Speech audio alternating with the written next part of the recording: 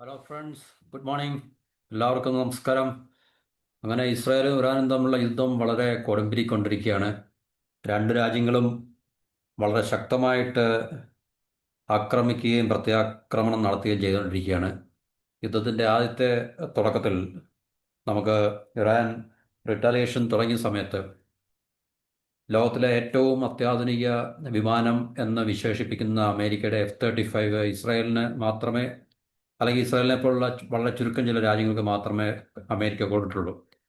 അപ്പോൾ അങ്ങനെ രണ്ട് വിമാനങ്ങൾ ഇറാൻ ഷൂട്ട് ഡൗൺ ചെയ്തു എന്നുള്ള വളരെ പ്രധാനപ്പെട്ടൊരു വാർത്ത നമുക്ക് അറിയാൻ കഴിയുന്നുണ്ട്. ലോകത്തിലെ ഏറ്റവും നമ്പർ വൺ ആയിട്ടുള്ള സ്റ്റെൽത്ത് വെപ്പൺ സിസ്റ്റമാണ് F-35 എന്ന് പറഞ്ഞത്. ഇപ്പോൾ ആക്റ്റീവ് കോമ്പാറ്റിൽ, അല്ല ശരിക്കുള്ള യുദ്ധത്തിൽ ആദ്യമായിട്ട് രണ്ട് രണ്ടല്ലെങ്കിൽ രണ്ടെണ്ണം എന്നാണ് അവകാശപ്പെടുന്നത് ഇറാൻ. F-35 അടിച്ചിട്ടു, അല്ലെങ്കിൽ ഷൂട്ട് ഡൗൺ ചെയ്തു, അല്ലെങ്കിൽ ഡിസ്ട്രോയ് ചെയ്യപ്പെട്ടു എന്നുള്ള വാർത്ത നമുക്ക് അറിയാൻ സാധിക്കുന്നുണ്ട്. ഇറാൻ അങ്ങനെ ലോകത്തിലെ ആദ്യത്തെ രാജ്യമായി fifth generation F-35 stealth fighter jets shoot down ചെയ്ത അമേരിക്കയുടെ അത്യാധുനികമായിട്ടുള്ള, ഏറ്റവും അത്യാധുനികമായിട്ടുള്ള, അമേരിക്കയുടെ നല്ല ലോകത്തിൽ നിന്ന് നിലനിൽക്കുന്നതിൽ ഏറ്റവും അത്യാധുനികമായിട്ടുള്ള വെപ്പൺ സിസ്റ്റമാണ്.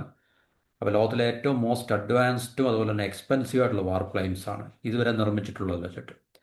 അപ്പോൾ അത് ഇസ്രായേൽ മിലിറ്ററി ഉപയോഗിക്കുന്നുണ്ട്. എന്നുവെച്ചാൽ ഇസ്രായേൽ അമേരിക്ക നൽകിയിട്ടുണ്ട്. അപ്പോൾ ഇറാനെ അറ്റാക്ക് ചെയ്യുന്നതിൽ ഇസ്രായേൽ ആദ്യമായിട്ട് ഇനീഷ്യൽ അറ്റാക്കിൽ ഏകദേശം 100ഓളം ടാർഗറ്റ്സിൽ 10-200 ഫൈറ്റർ എയർക്രാഫ്റ്റ്സ് യൂസ് ചെയ്ത് ഇസ്രായേൽ ആക്രമണം നടത്തിയെന്ന് പറയുന്നതിൽ F-35 ഉണ്ടായിരുന്നു. ആ F-35 രണ്ടെണ്ണം ഇറാനെ അടിച്ചിടാൻ അല്ലെങ്കിൽ ഷൂട്ട് ഡൗൺ ചെയ്യാൻ സാധിച്ചു എന്നുള്ളതാണ്. ഈ ചരിത്രത്തിൽ ആദ്യമായിട്ടാണ് ഇങ്ങനൊരു സംഭവം. അപ്പം ഇറാനിലെ ഒത്തിരി ടാർഗറ്റ്സ് അല്ലെങ്കിൽ ലൊക്കേഷൻസ് ടാർഗറ്റ് ചെയ്തിട്ടുണ്ടായിരുന്നു. അപ്പോൾ ഇറാന് ആദ്യം നല്ല നാശനഷ്ടങ്ങൾ ഉണ്ടായിട്ടുണ്ട്. അവരുടെ കീ പേഴ്സൺ എന്ന് പറഞ്ഞാൽ മിലിറ്ററിയിലെയും അതുപോലെ തന്നെ അവരുടെ ടോപ്പ് ന്യൂക്ലിയർ സയൻറ്റിസ്റ്റിനെയൊക്കെ നഷ്ടമായിട്ടുണ്ട്. സയൻറ്റിഫിക് എക്സ്പേർട്സിന്, അതുപോലെ തന്നെ ചില സിവിലിയൻസ്, ഇന്നസെൻ്റ് ആയിട്ടുള്ള സിവിലിയൻസ്, സ്ത്രീകൾ. കാരണം യുദ്ധം ആകുമ്പോൾ തീർച്ചയായിട്ടും ഇതിനൊക്കെയുള്ള സാധ്യതകൾ ഉണ്ടാവുമല്ലോ. ഇന്നസെൻറ്റ് സിവിലിയൻസ് ആണല്ലോ കൂടുതൽ. യുദ്ധം മൂർച്ഛിക്കുന്നതോടുകൂടി ഇന്നസെൻറ്റ് സിവിലിയൻസ് അല്ലെങ്കിൽ നിരപരാധികളായിട്ടുള്ള ആൾക്കാർ രണ്ട് വശത്തുള്ള, ഇപ്പം രണ്ട് രാജ്യങ്ങൾ, ഇപ്പം ഇന്ത്യയും പാകിസ്ഥാനും ആയാലും ശരി, യുദ്ധം കൊടുമ്പിരിക്കൊള്ളുമ്പോൾ അല്ലെങ്കിൽ യുദ്ധം പിന്നെ തുടർന്നുകൊണ്ട് പോകുമ്പോൾ അതിൻ്റെ ദൂഷ്യഫലങ്ങൾ അനുഭവിക്കുന്നത് സിവിലിയൻ പോപ്പുലേഷൻ ആയിരിക്കും എപ്പോഴാണല്ലോ. അപ്പോൾ ഇവിടെയും അങ്ങനെയൊക്കെ തന്നെ സംഭവിക്കത്തുള്ളൂ.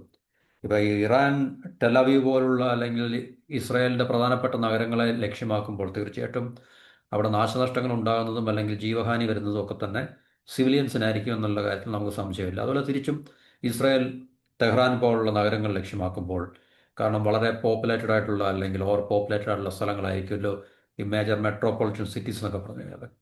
അപ്പം യുദ്ധം മൂർച്ഛിക്കുമ്പോൾ, തുറന്നു പോകുമ്പോൾ തീർച്ചയായിട്ടും ഇരു രാജ്യങ്ങളും ഈ യുദ്ധത്തിൻ്റെ നിയമങ്ങളൊക്കെ മറന്നിട്ട് തീർച്ചയായിട്ടും അവർക്ക് ശത്രു രാജ്യങ്ങളിൽ മാക്സിമം നാശനഷ്ടങ്ങൾ ഉണ്ടാക്കി വെക്കാൻ കഴിയുന്ന തരത്തിലായിരിക്കും അവരുടെ അറ്റാക്കുകൾ അല്ലെങ്കിൽ ആക്രമണങ്ങൾ നടന്നത്. അപ്പോൾ അതിനകത്ത് ഇന്നസെൻറ്റ് സിവിലിയൻസ് താമസിക്കുന്ന ഇടവേദന അല്ലെന്നും നോക്കിയത് അവർ ബോംബ് ചെയ്യാറില്ല, ആക്രമണങ്ങൾ നടത്താറില്ല. അപ്പോൾ ഈ പറഞ്ഞ ഒരു തുടക്കത്തിൽ ഇങ്ങനെയൊക്കെ തന്നെ ഇറാൻ്റെ ഭാഗത്തു നിന്ന് ചില നാശനഷ്ടങ്ങൾ സംഭവിച്ചിട്ടുണ്ട്.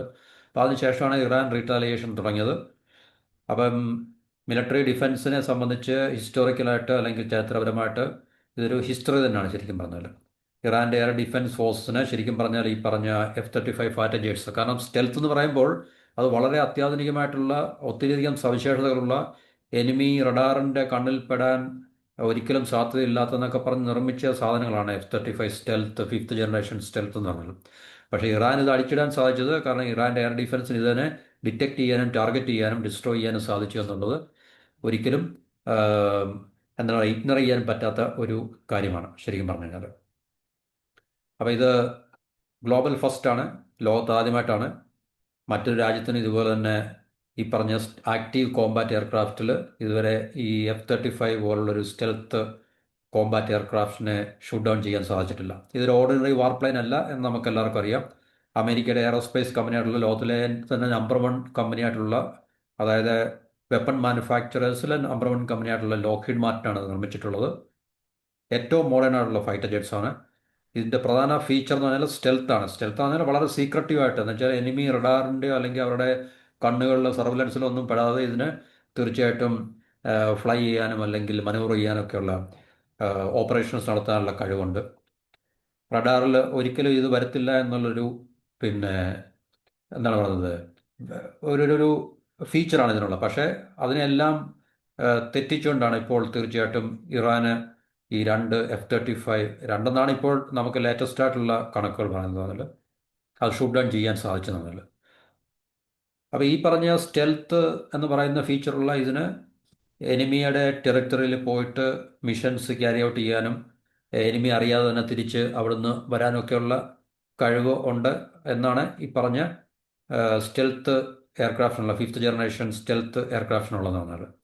അപ്പോൾ അതിനെയൊക്കെ മറികടന്നാണ് ഇറാൻ്റെ എയർ ഡിഫൻസിന് ഈ പറഞ്ഞ ഒരു മിഷൻ തിരിച്ചങ്ങോട്ട്, അല്ലെങ്കിൽ അത് തിരിച്ച് അവർക്ക് ചെയ്യുവാൻ സാധിച്ചത് എന്നുള്ളത് വളരെ അതിശയിപ്പിക്കുന്ന ഒരു കാര്യം തന്നെയാണ്. ഇസ്രായേലും വളരെ മറ്റ് ചില ചുരുക്കം രാജ്യങ്ങൾ മാത്രമേ അമേരിക്ക ഈ F-35 കൊടുത്തിട്ടുള്ളൂ. ഈ F-35 ആണ് ട്രംപ് നമുക്ക് തരാം എന്ന് പറഞ്ഞ് ആദ്യം മുതലേ കുറച്ചാളുടെ വീരവാദം അടിക്കുന്നത്. അപ്പോൾ ഇസ്രായേൽ 2016 അവർക്ക് ഈ F-35 ലഭിക്കുന്ന അമേരിക്കയിൽ നിന്ന്. അപ്പോൾ ഇത് അമേരിക്കയുടെ ഫോറിൻ മിലിറ്ററി സെയിൽസ് എന്നുള്ളൊരു പ്രോഗ്രാമിൻ്റെ അടിസ്ഥാനത്തിലാണ് ഈ സെയിൽ ഇസ്രായേലിലേക്ക് നടത്തിയിരിക്കുന്നത്. ഇസ്രായേൽ പിന്നെ അവരുടേതായിട്ടുള്ള ചില മാറ്റങ്ങളൊക്കെ ഇതിനകത്തിൽ വരുത്തി. F-35I എന്ന് വെച്ചാൽ F-35 ഇസ്രായേൽ എന്നുള്ളതായിരിക്കും. അപ്പോൾ അത് ചില സ്പെഷ്യൽ ചേഞ്ചസ് ഒക്കെ എന്ന് വെച്ചാൽ അവരുടെ മിലിറ്ററി റിക്വയർമെൻറ്റ്സിനനുസരിച്ചുള്ള ചില മാറ്റങ്ങളൊക്കെ വരുത്തിയിട്ട് ആണ് അവരുടെ സേനയിൽ ഇത് ഇൻഡക്റ്റ് ചെയ്തിട്ടുള്ളത്. അപ്പോൾ ഈ F-35I ആണ് ശരിക്കും പറഞ്ഞാൽ പവർഫുൾ ആയിട്ടുള്ള, കാരണം ഇസ്രായേലിൻ്റെയും ടെക്നോളജിയൊക്കെ വളരെ സുപ്പീരിയർ ആണല്ലോ. അപ്പോൾ ഇസ്രായേലിൻ്റെ ടെക്നോളജിയും കൂടെ ഒക്കെ ഇതിനകത്തിൽ ഉൾപ്പെടുത്തിക്കൊണ്ട് ഇതിനെ അവരുടെ റിക്വയർമെൻറ്റിന്, കാരണം ഇപ്പം ഏതൊരു രാജ്യമായാലും അവരുടെ മിലിറ്ററി റിക്വയർമെൻറ്റ്, ഇപ്പോൾ ഉദാഹരണത്തിന് ഇന്ത്യ അമേരിക്കയിൽ നിന്നൊരു ഫൈറ്റർ എയർക്രാഫ്റ്റ് മേടിക്കുകയാണെങ്കിൽ, അല്ലെങ്കിൽ ഇന്ത്യ റഫേൽ മേടിക്കുകയാണെങ്കിൽ, ഇന്ത്യ സുഖോയ് മേടിക്കുകയാണെങ്കിൽ, എല്ലാം തീർച്ചയായിട്ടും ഇന്ത്യയുടെ റിക്വയർമെൻറ്റ് അനുസരിച്ചായിരിക്കും അതിനകത്തിലുള്ള മാറ്റങ്ങൾ വരുത്തുകയും ടെക്നോളജി അതിനകത്തിൽ ഉൾപ്പെടുത്തുകയൊക്കെ ചെയ്യുന്നുണ്ട്. നമുക്കാദ്യം ഒരു ബേസിക് ആയിട്ടുള്ള പ്ലാറ്റ്ഫോം മാത്രമേ നമുക്ക് കിട്ടത്തുള്ളൂ. പിന്നെ ബാക്കിയെല്ലാം നമ്മുടെ അതായത് രാജ്യങ്ങളുടെ പിന്നെ മിലിറ്ററി റിക്വയർമെൻറ്റ്സ് അല്ലെങ്കിൽ സ്ട്രാറ്റജിക് റിക്വയർമെൻറ്റ്സ് ഒക്കെ അനുസരിച്ചായിരിക്കും അതിനകത്തിൽ അവർ വെപ്പൺസ് ഫിറ്റ് ചെയ്യുന്നതും സിസ്റ്റംസ് ഒക്കെ ഫിറ്റ് ചെയ്യുന്നതൊക്കെ അങ്ങനെ. അപ്പോൾ ഇസ്രായേൽ ഇതിനകത്തിൽ അതിനനുസരിച്ചുള്ള മാറ്റങ്ങളൊക്കെ വരുത്തിയിട്ടുണ്ട്. അപ്പോൾ പവർഫുൾ ടെക്നോളജി ഉണ്ട്, കാരണം എനിമി റഡാറിനെ അവോയ്ഡ് ചെയ്യാൻ തരത്തിലുള്ള, അതുപോലെ തന്നെ ഡീപ്പ് മിഷൻസ് എന്ന് വെച്ചാൽ എനിമിയുടെ ടെറിട്ടറിയിൽ അകത്ത് കയറി ചെന്ന് എന്താണ് പറയുന്നത്, ഈ സ്ട്രൈക്ക് ഓപ്പറേഷൻ നടത്തി തിരിച്ചു വരാൻ കഴിയുന്ന തരത്തിലൊക്കെയാണ് ഇതിനെ ഡിസൈൻ ചെയ്തിട്ടുള്ളത്.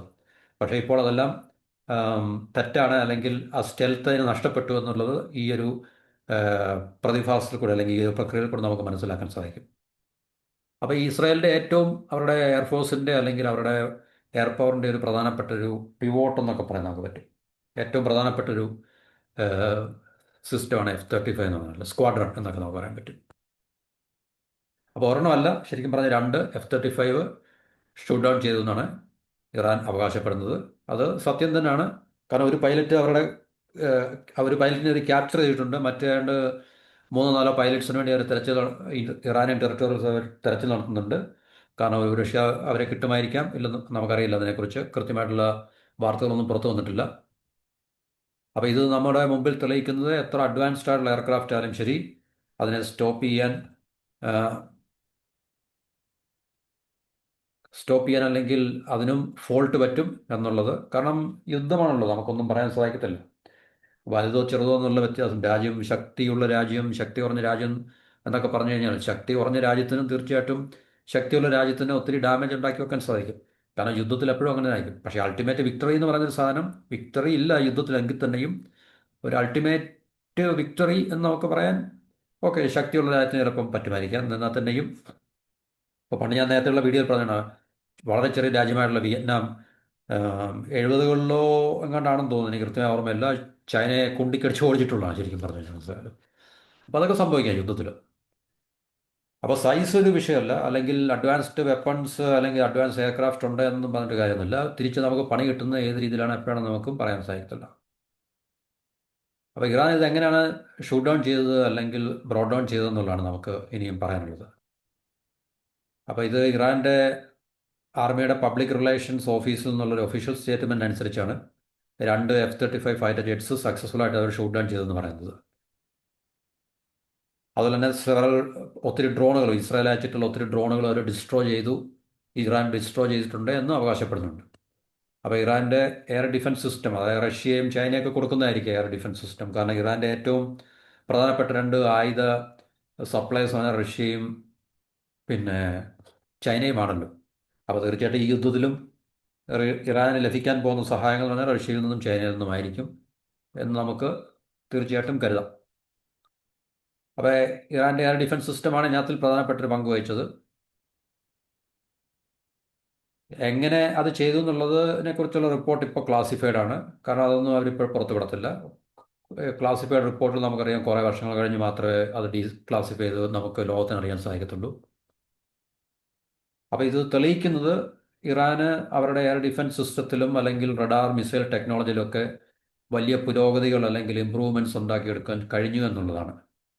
ഒരു ഫിഫ്ത്ത് ജനറേഷൻ സ്റ്റെൽത്ത് എയർക്രാഫ്റ്റിനെ അടിച്ച് താഴെയിടുക എന്നുള്ളത് അത്ര നിസ്സാര കാര്യമൊന്നുമില്ല. തീർച്ചയായിട്ടും അത് ചെയ്യുന്ന രാജ്യത്തിന് അവരുടെ എയർ ഡിഫൻസ് സിസ്റ്റവും റഡാറും മിസൈൽ ടെക്നോളജിയും ഒക്കെ തന്നെ അതുപോലെ തന്നെ പിന്നെ എന്താ പറയുക ഇമ്പ്രൂവ്ഡ് ആയിട്ടുള്ളൊരു സിസ്റ്റം അവർക്കുണ്ടെങ്കിൽ മാത്രമേ ഇത് ചെയ്യാൻ സാധിക്കത്തുള്ളൂ. കാരണം ഇതൊന്നും നമ്മളിലെ മാവിൽ എറിയുന്ന പോലെ നമുക്ക് എറിഞ്ഞ് താഴെയിടാൻ പറ്റുന്ന കാര്യങ്ങളല്ലല്ലോ. അപ്പോൾ തീർച്ചയായിട്ടും ഈ F-35 എന്ന് പറഞ്ഞാൽ അവരുടെ സ്റ്റെൽത്ത് എയർക്രാഫ്റ്റിനെ ഇറാൻ ഷൂട്ട് ഡൗൺ ചെയ്ത് താഴെയിട്ടുണ്ടെങ്കിൽ ഉണ്ട്.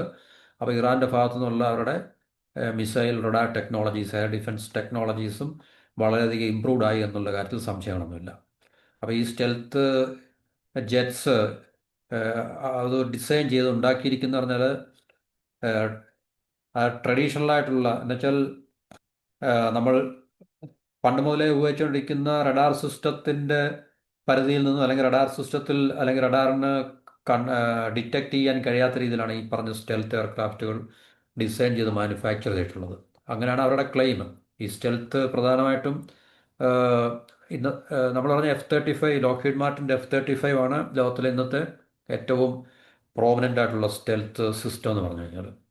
അപ്പോൾ അത് അവരുടെ വിശ്വാസം ഇത് ലോകത്ത് മറ്റ് അവർ യുദ്ധത്തിലേർപ്പെടുമ്പോൾ അവരുടെ എനിമി എന്ന് പറയുന്ന രാജ്യത്തിൻ്റെ റഡാർ സിസ്റ്റത്തിലൊന്നും അവർക്ക് ഡിറ്റക്റ്റ് ചെയ്യാനോ അല്ലെങ്കിൽ അവർക്കിതിനെ പിൻ പോയിൻ്റ് ചെയ്യാനൊന്നും സാധിക്കത്തില്ല. അതുകൊണ്ട് ഈ പറഞ്ഞ ശത്രു രാജ്യത്തിൻ്റെ ഉള്ളിൽ പോയിട്ട് ആരും അറിയത്തില്ല, മനസ്സിലല്ല. കാരണം ഈ ഫൈറ്റർ എയർക്രാഫ്റ്റിൻ്റെ ഏറ്റവും വലിയ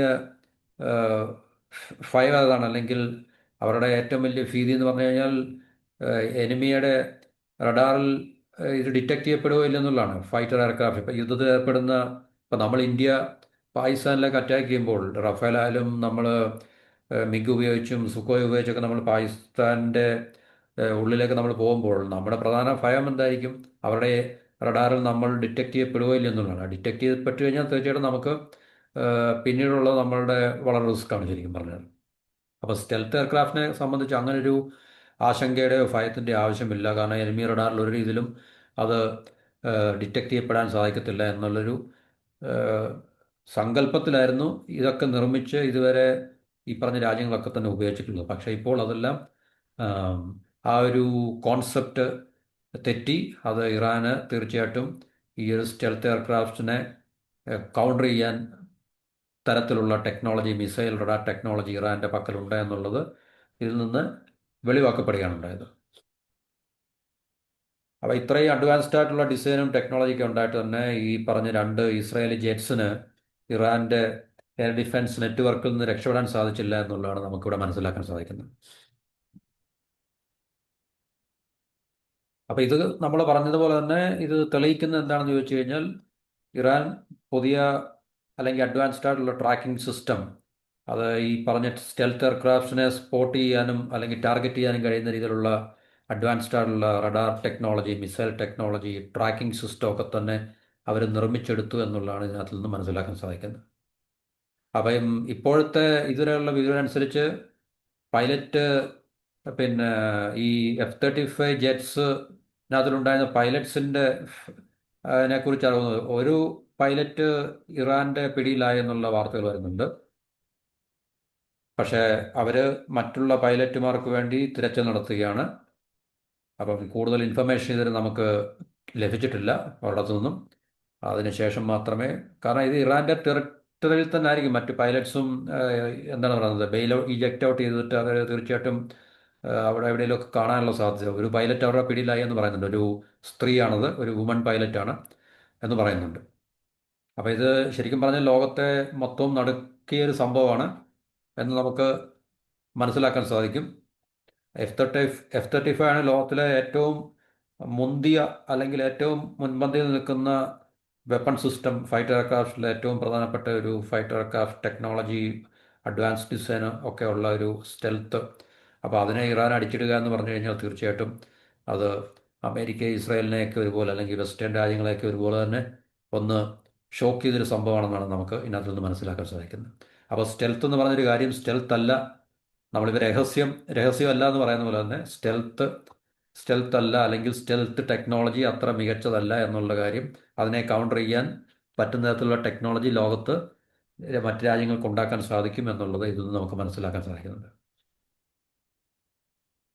അപ്പോൾ ഇത് ആദ്യമായിട്ടാണ് ലോകത്ത് ഇറാനാണ് സ്റ്റെൽത്ത് അടിച്ചിടുന്ന ഒരു രാജ്യം എന്നുള്ളൊരു, എന്താണ് പറയുന്നത്, ഒരു ഖ്യാതി അവർക്കുണ്ടായിട്ടുണ്ടായിരിക്കുകയാണ്.